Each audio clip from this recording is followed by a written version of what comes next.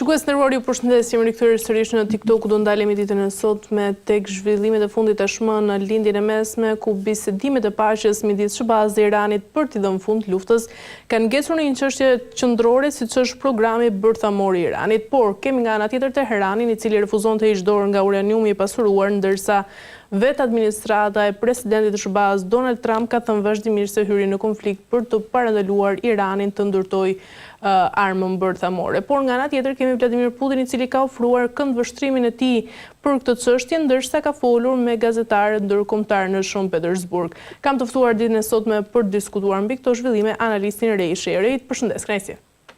Përshëndetje Kristela, faleminderit. Atëherë, Rej, për ta nisur, lufta mes Izraelit dhe Iranit sigurisht e ka kthyer çështjen bërthamore në qendër të diplomacisë botërore, por tani kur negociatat mes SBA-s dhe Iranit kanë ngecur, Rusia po tenton t'i paraqitet si një ndërmjetës. Si e shet të gjithë të zhvillim nga ana e presidentit rus Vladimir Putin? Po flasim në një moment, do të ndajmë disa këndvështrime. Nëse do të kthehemi në parimin kryesor ku qëndron konflikti Izrael, Hezbollah, Iran, apo SBA, Iran, apo marrëdhëniet Kin-SBA për negociat, apo Rusia së fundmi, do të kemi parasysh vetëm diçka shumë të thjeshtë. Jemi në moment status quo. Pra jemi në një pikë të paqartë. Po të referohemi edhe deklaratave politike të bëra. Do të thënë, në 5 qershor kishim një deklaratë politike nga Rubio, ku thoshte se lufta ka mbaruar. Përfundi i luftës nuk shihet kurkund. Kemi aktorët ndërkombëtar të cilët mundohen të përfshihen. Kishim Kinën pak më përpara, tash më së fundmi kemi edhe rastin e Rusisë, që kërkon të hyjë si një formë katalizatore për të vendosur një farë stabiliteti në rajonin e lindjes së mesme. E vetmja gjë e sigurt në këto momente është që palët kryesore të përfshira në konflikt, pra Shtetet e Bashkuara të Amerikës, edhe Irani nga ana tjetër, nuk tërhiqen nga vendimet e tyre. Amerika kërkon një denuklearizim të programit të Iranit, ndërkohë Irani nga ana tjetër thotë pse duhet heq dorën nga aspiratat e mia bërthamore. Pra çështja është e paqartë. Por sado e paqartë të jetë çështja, një fakt është i pakrahasueshëm sot. Hormuzi vazhdon akoma të mbetet në blokadë.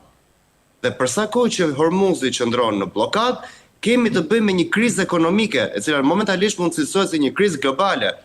Prandaj, paçka sa do të shkojnë negociatat, unë përsëri do të rikthehem tek diçka që ne kemi thënë dhe më përpara bashkë. Në momentin e Hormuzit të bllokuar, Amerika bën lek. Amerika bën para. Dhe në rendin global që jemi sot, pra në globalizmin e sotëm, kryesorja është kush shet dhe kush kontrollon rrugët tregtare. Prandaj kjo është dilema e cila duhet sqaruar. Kjo është arsyeja se si do të sillet fundi i luftës. Për këtë po kërkohet sot të arrihet një marrëveshje. A do kthehemi drejt normalitetit apo do vazhdojmë akoma në status quo e tanishme? Dhe pikërisht kjo është arsyeja ku edhe Rusia kërkon të bëhet aktor ndërkombëtar. Nuk kemi të bëjmë vetëm me naftën ruse, e cila është në embargo, por kemi të bëjmë dhe me rrugën tregtare kryesore të lindjes, e cila është Hormuzi. Prandaj, momentalisht në kushtet që flasim, situata është ende e paqartë. Kemi të bëjmë me palë të cilët nuk largohen nga qëndrimet e tyre, pra vazhdojmë me të njëjtat pikë synime, qoftë Shtetet e Bashkuara, qoftë Irani. Por ama fakti kryesor është që Hormuzi sot është i bllokuar, edhe përsëri janë Shtetet e Bashkuara të Amerikës ato që zhvillojnë diktatin e tyre. E qartë, por nga ana tjetër, pavarësisht propozimit rus që parashikon që uraniumi i pasuruar i Iranit të jetë nën kontroll, mendon se ka Teherani tashmë besim te garancitë ndërkombëtare mbas të gjitha përvojave të mëparshme me marrëveshjet bërthamore? Unë mendoj se Irani nuk ka pasur asnjëherë garancinë e faktorit ndërkombëtar. Irani historikisht do të kemi parasysh faktin që të paktën që nga vitet 70 qeveriset nga regjimi i Ajatollahut, pra ka një lloj qasje totalisht të vetën në perceptimin e marrëdhënieve ndërkombëtare. Kemi të bëjmë një regjim i cili është politik, po edhe fetar. nga ana tjetër. Kështu që unë nuk besoj se Irani do heqi dorë kollaj nga pretendimet e tija. Kemi të bëjmë me një popullat e cila është totalisht e bindur ndaj besimit fetar dhe ndaj regjimit në fuqi, pra ndaj regjimit të Ajatollahut. Pra është shumë e vështirë që ne sot të arrijmë në një formë, të themi, e zeza mbi të bardhë që Irani do dorëzohet apo do fitoj. Jemi ende herët për të përcaktuar një verdikt final për sa i përket kësaj çështje. Por ajo që ne dim sot e kësaj dite është fakti që Irani nuk tërhiqet. Pavarësisht shkatërimit të bërë nga ky konflikt i cili ka filluar që nga janari dhe vazhdon deri tani, gjëja e vetme që është e sigurt është që Irani nuk tërhiqet. SBA-ja nga ana tjetër nuk tërhiqet, faktori ndërkombëtar do mundohet, pra Kina nga njëra anë edhe Rusia nga ana tjetër, po duhet kemi parasysh edhe faktin e vetëm, midis tyre dy aktorëve, sa do të flasi ndërkombëtarët, janë pikërisht këta të dy që duhet ta gjejnë zgjidhjen ndërmjet njëri tjetrit. Pra Mojtaba nga njëra anë dhe Trumpi nga ana tjetër. E qartë, por Rejt, mos harrojmë se Rusia është aleate strategjike e Iranit, por njëkohësisht dëshiron të ruajë sigurisht dhe kanalet e komunikimit me SBA-n, por edhe vende arabe. Mendon se mund të jetë Moska një ndërmjetës neutral të shuaj në një konflikt ku ka interesa të drejtë për drejta? Ajo që duhet të kuptojmë është të bëjmë një analizë më cinike. Në rastin e të bërit para, në rastin e zhvillimit ekonomik, nuk kanë të bëjnë shumë aleancat ose miqt geostrategjik. Trumpi dhe Putin, pavarësisht deklaratave që nga njëherë tingëllojnë si agresore ndaj njëri tjetrit, por kjo është për të bërë qefin opinionit publik vendas. Kemi të bëjmë me dy individ që kanë një marrëdhënie të shkëlqyer me njëri tjetrin. Kemi të bëjmë me dy individ të cilët përfshihen në negociata me njëri tjetrin. Kemi të bëjmë me dy individ të cilët e bën një marrëveshje në Alaskë. Qartë. Kemi të bëjmë me dy individ të cilët në mënyrë sekrete nëpërmjet kanaleve të komunikimit bashkëveprojnë me njëri tjetrin.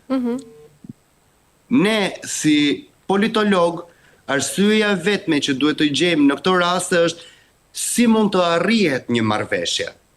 Edhe marrëveshja në këto lloj rastesh, më vjen keq ta them, po marrëveshjen e bëjnë të mëdhenjt. Irani nuk do pyetet shumë në këtë marrëveshje.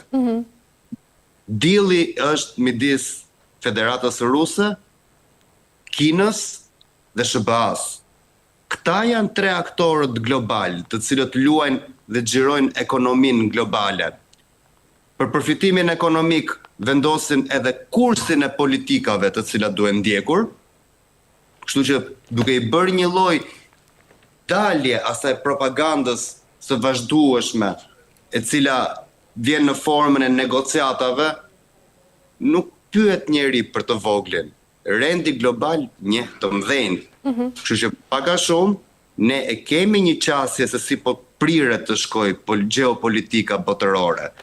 Kemi një Kinë të ulur në negociata, kemi një Rusi e cila bashkëpunon me Shtetet e Bashkuara të Amerikës dhe po lobon që të lirohet nafta ruse nga ana tjetër. Kemi edhe një SBA e cila vendos diktatin ekonomik në botë. Diktatin në kontinentin amerikan, mos harroni, është Kuba e radhës, retorikat po shkojnë drejt Kubës, sepse Venezuela mbaroi. Irani është nën kontroll, Kuba është elementi vetëm i cili duket sikur është gjilpëra e cila shpon trupin e Shteteve të Bashkuara të Amerikës. Por po ta kemi parasysh të gjithë së bashku, e kuptojmë kursin e geopolitikës. Tre të mëdhenjt kanë folur me njëri tjetrin. Opinioni publik është herët për t'i kuptuar këtë çështje. Por ama kursi është i diktuar. Kështu që nuk ka të bëjë shumë se cili do të jetë aktori ose mediatori për të vendosur një lloj paqe ose stabiliteti në thonjza. Fuqitë e mëdha gjithmonë fitojnë. Fatkeqësisht apo fatmirësisht. Na pëlqen apo nuk na pëlqen e të tjerëve. Qartë. Rej, por nga ana tjetër, Irani ashtu si e dim pra këmbgul se programi i tij bërthamor është për qëllime civile, por nga ana tjetër kemi kundërshtarë të cilët sigurisht pretendojnë të kundërtën. Mendoni se ekzistojnë prova bindëse që Irani synon armën bërthamore apo kemi të bëjmë më shumë me perceptime, por edhe mosbesim publik nga ana tjetër? Në një farë mënyre më kujtua një film komik nga Sacha Baron Cohen, Diktatori, ku Sacha Baron Cohen thotë që produkti nuklear do përdoret për qëllime paqësore dhe qesh nën zë. Unë nuk e di një mënyra vetëm se si mund të përdoret çështja bërthamore është vetëm nëse kalon në formën e energjisë. Qartë. Po i deri në këtë momente që flasim, Irani nuk është se ka treguar ndonjë qasje që do ta përdori arsenalin nuklear ose reaktorët nuklear për qëllime energjetike, por e ka shprehur ambicien e pastër që ne këto do t'i përdorim për çështje luftarake. Pra, nëse do të përfshihemi në doktrinën e Iranit, është diçka shumë komplekse, edhe është edhe pak e vështirë për t'u analizuar.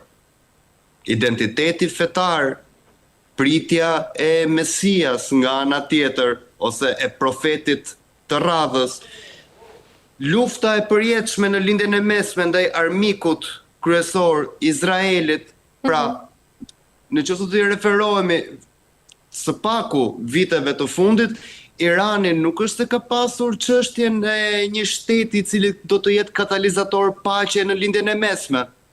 Irani ka treguar qasje agresive ndaj fqinjit në këtë rast, që është Izraeli. Nëse do të flasim për një program nuklear i cili do përdoret për paqe, duhen parë dhe aspiratat e vendit.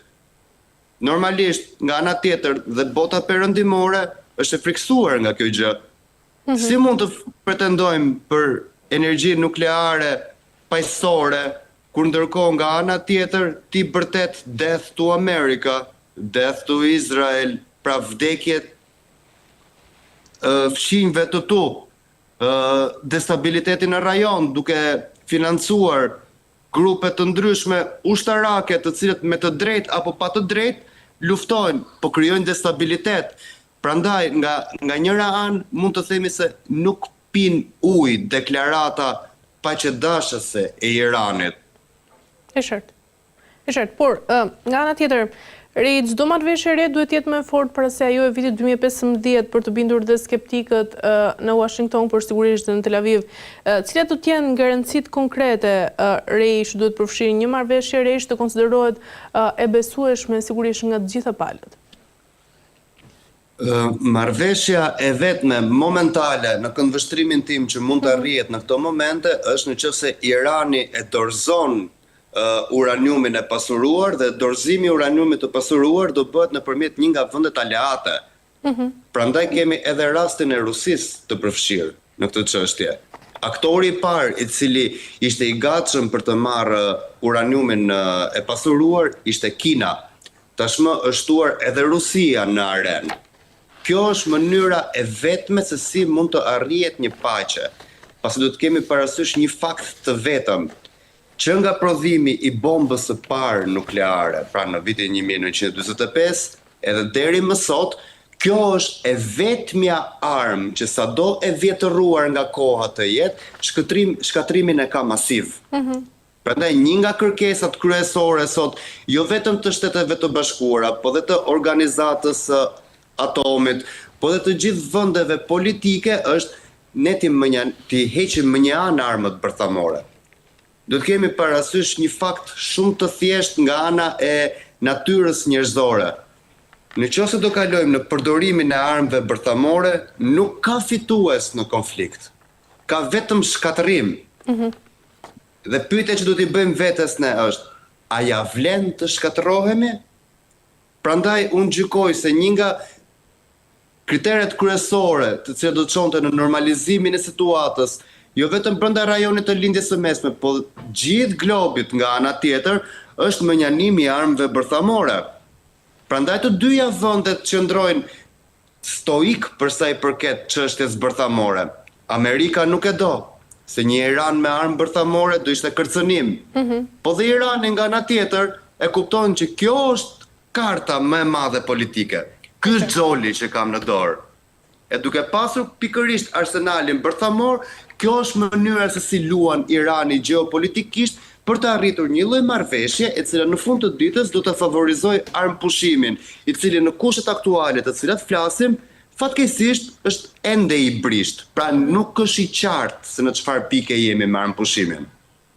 E qartë, Rej, nga ana tjetër, cili është rreziku më i madh pra sot që Irani të arrijë kapacitetet bërthamore apo që frika nga kjo mundësi mund të shkaktojë edhe një luftë më të madhe? Unë kam përshtypjen që në bazën e inteligjencës ushtarake që kanë Shtetet e Bashkuara të Amerikës, Irani nuk do t'i ketë kurrë kapacitetet për të krijuar një bombë bërthamore. Irani, në qoftë se marrim dy skenar. Skenari më i mirë është që Irani heq dorë nga dëshira bërthamore. Edhe pse duket e vështirë, duke pasur parasysh edhe retorikën zyrtare të Teheranit. Në qoftë se Irani heq dorë nga arma bërthamore, bie pushteti politik në skakjerën ndërkombëtare. Nuk është më aktor. Kalon një aktor i ri në lindjen e mesme. Edhe bëhet shteti tjetër i cili ka bombë bërthamore, i cili është Izraeli. Kjo është dëshira e SBA-ve.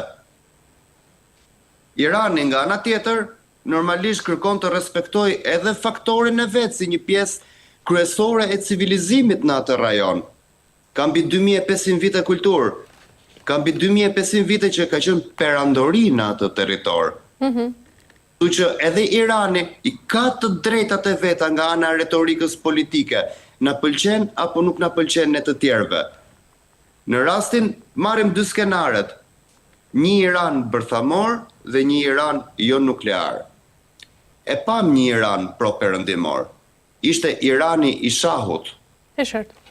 Ishte një regjim i cili kamuflimin politik tek perëndimi e kishte spektakël. Pra një monarki e moderuar dhe një vend në prosperitet. Po Irani ishte në dhunë konstante.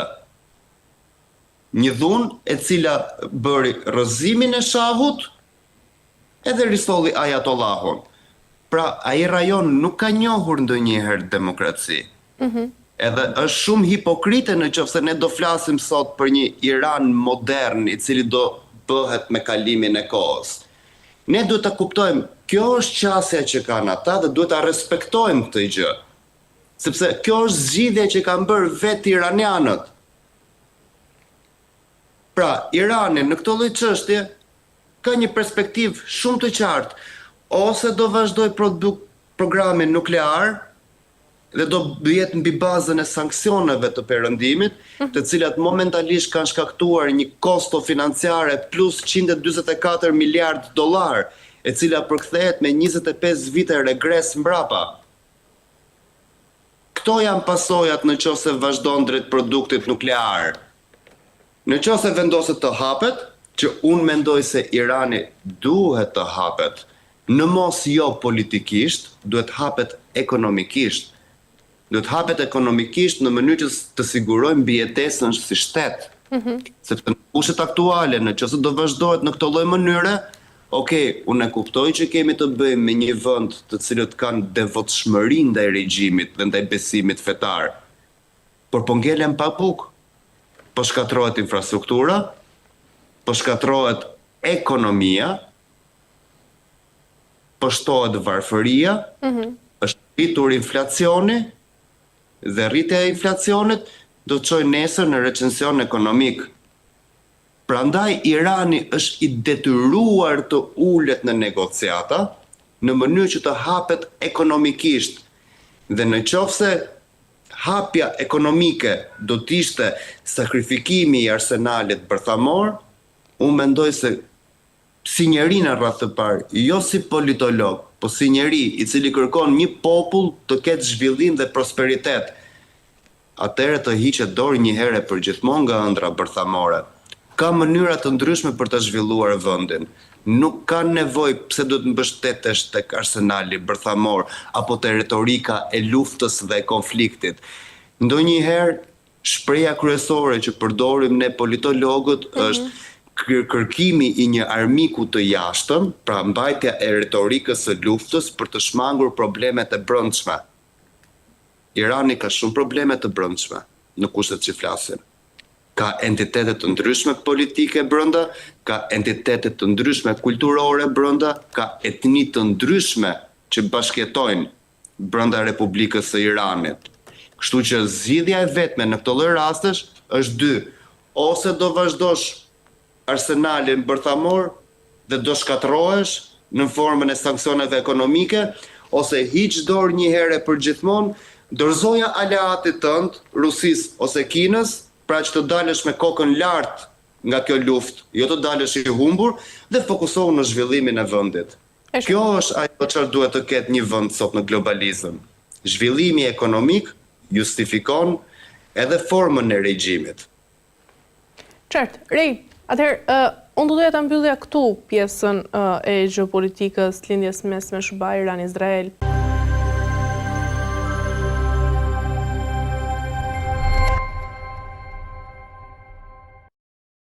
Do doja të ndalesha sigurisht tashmë tek zhvillimet e fundit që po ndodhin në vendin tonë sa i përket Zvërnecit. Si e ke parë të gjithë të zhvillim, Rej, dhe a ke qenë ti pjesë e këtyre protestave? Atëherë, faleminderit për pyetjen njëherë para, është shumë interesante. Protestat kanë 5 ditë të cilat zhvillohen. Dje nuk isha, as ditën e parë nuk isha në protest, duhet ta pranoj këtë gjë, por 3 ditët e fundit kam vendosur, domethënë, të bashkohem protestës, jo si politolog, fare në kontekstin politik, por si një qytetar që shikoj, do ju them diçka shumë interesante. Po, patjetër. Pash prindër që vinin me fëmijët e vegjël që i mbanin në krah. Pash të rinj që bënin disa parulla shumë të bukura, dilin me elementin e flamingos. Pash një protestë qytetare e cila ne na kishte munguar që nga protesta armëve kimike. Pash disa njerëz të cilët kishin një qasje ndryshe. Nuk pash militantizëm. Kjo ishte elementi kryesor që më bëri të bashkangjitesha kësaj proteste. Po të kemi parasysh qasjen që kanë pasur protestat e mëparshme në Shqipëri, pra në momentin kur Partia Socialiste ishte në opozit, protestat bëheshin në ndritimin e liderit. Pra rrofte Edi Rama, çdo gjë për Edi Ramën. Kur kaloi opozita, në fillim ulërisnin njerëzit Basha, tani ulërasin Berisha. Kurse në këtë lloj rasti nuk pash asnjë lloj ovacioni ndaj liderëve politik. Madje një nga shprehjet më të bukura të protestës, e cila nga shumë media u censurua, ishte parulla kryesore: Rama në burg, Berisha në burg. Në 35 vite që kemi ne tranzicion politik, kjo ishte gjëja më e bukur që qytetarët po e tregojnë. Ej, bollma, ka ardhur një moment që nuk mban më ujë pilafi. Edhe këtë gjë po e tregojnë ato qytetarë atje. Janë njerëz që kanë humbur besimin te politika, sepse shikojnë që politika shqiptare në fund të ditës është thjesht një riciklim i të vjetrës, dhe janë disa njerëz të cilët e kanë në terzi. I pëlqen pushteti opozitës, lekët i marrin. Majoranca, parat i merr. Apo bëhet kjo protest për Zvërnecin? Zvërneci ishte Shkëndia. Po kjo protest e ka kaluar çështën e Zvërnecit. Kjo protest po kërkon dorëheqjen e elitës politike. A është e mirë? Absolutisht që është e mirë. A ka problematika? Ka dhe problematika. Sepse ajo çfarë duhet të fokusohemi ne si njerëz të angazhuar politik është fakti e bën protestën. Por çdo protest duhet të ketë të gatshëm një grup negociator për të ulur tavolinë me aktorët politikë që janë në pushtet, se nëse protesta nuk do ketë grup negociator, do jetë e prirur të shkatrohet nga brenda, sepse partitë politike shqiptare i kanë numrat e tyre, të cilët mund t'i fusin në protestë për të destabilizuar protestën. Si mund ta destabilizojnë protestën? Fut grupe të cilët shkaktojnë tension. Sepse kjo është ajo e bukura e kësaj proteste. Nga çka kemi parë në ditën në fillim, kemi parë çështje paqësore, kemi parë njerëz që tubojnë, kemi parë njerëz që ngrejnë zërin. Njerëzit shqiptarë sot, mua më vjen edhe mirë ta them, po duan çështje civile. Një shoqëri moderne funksionon mbi bazën e ligjit, jo mbi bazën e Molotovit. Okej, edhe Molotovi është pjesë e protestës, po ka arsye kur protesta përdoret ose eskalon drejt dhunës. Ne kemi parë njerëz qytetar në këtë momente. Kjo është ajo çfarë i mungon të Shqipërisë. Kjo është ajo e cila në një farë mënyre është delegjitimuar, sidomos vitet e fundit, duke e përshtatur shoqërinë shqiptare sikur është një shoqëri militante, që je ose këtej ose andej. Por ajo çfarë ja vlen të përmendet sot, janë disa njerëz që po thonë, "Boll, mjaft më. Mjaft më ti që je në qeveri, boll edhe ti tjetri ande nga opozita, që nuk është se po bën asgjë tjetër, po përveç se po shikon interesin tënd personal dhe si të mbijetosh dhe një ditë më shumë duke qëndruar brenda pushtetit." Kjo është e bukura e kësaj proteste. Edhe unë uroj që kjo protestë të ketë të njëjtin stil siç po ndodh sot në Bullgari, ku është një situatë e ngjashme, edhe qytetarët kanë mbi 40 ditë që protestojnë. A do jem sot në protest? Absolutisht që po. Kam disa punë për të bërë dhe jam i gatshëm të sakrifikoj këto punë edhe prap të shkoj aty në protest. Sepse duhet që zëri jon të dali. Duhet që ne të flasim, duhet që ne të tregojmë që jemi jo vetëm kundër nartës, po jemi kundër çfarëdo lloj natyre korruptive, sepse ka ardhur një moment që po themi boll më. Limiti, durimi ka një kufi. Për ta mbyllur ndërkaq, pavarësisht se protesta pavarësisht se kryeministri Edi Rama ka thënë se ky projekt nuk do të ndalet, protestat sigurisht jo vetëm që nuk janë zbehur, por ashtu si edhe ti po zgjerohen nga dita në ditë dhe po marrin sigurisht edhe vëmendjen ndërkombëtare. Ti vetërej, si ke parë të gjitha reagimet e kryeministrit shqiptar? Natyra që po protestohet për mua është e drejtë. Më vjen jo çudi, por më vjen inat kur shikoj një përfaqësues të vendit tim, pra kryeministrin tim, të shfaqet në sjellje arrogante ndaj popullit të tij. Kryeministri është i zgjedhur. Kryeministri nuk është zot. Kryeministri duhet më shërbej mua, duhet të shërbej ty dhe të gjithë popullit të vet. Po ç'është ky kryeministër që përgjigjet me arrogancë? Dhe nuk është vetëm Edi Rama, po çdo politikan shqiptar ka këtë lloj sjellje. Është krijuar miti sikur politikanët janë zota. Jo më jo. Janë njerëz si gjithë ne. Jemi ne që i sjellim në pushtet duke votuar. Nuk ka të drejtën asnjë politikan të sillet në formë arrogante ose të bëjë sikur të jetë zoti i këtij vendi. Koha e zotrave ka mbaruar që me monarkitë. Ne si Europi kemi dhënë fund këtyre çështjeve. Ne po kërkojmë që Shqipëria të bëhet një vend normal dhe të antarësohet në Bashkimin Evropian. Kjo është targeti, që del edhe kryeministri dhe përtet. Po arrim reformat europiane. Po si po i arrin reformat europiane kur ti të drejtën e fjalës, që është principi kryesor i Bashkimit Evropian, e ofendon. E kam parë edhe faqen e kryeministrit, apo faqen e ministrave, servilëve të pushtetit. Okej, është protest. Edhe një fjalë e tepruar del nga goja. Po ne nuk mund të demonizojmë protestën sepse u thanë disa fjalë të cilat janë të pahishme.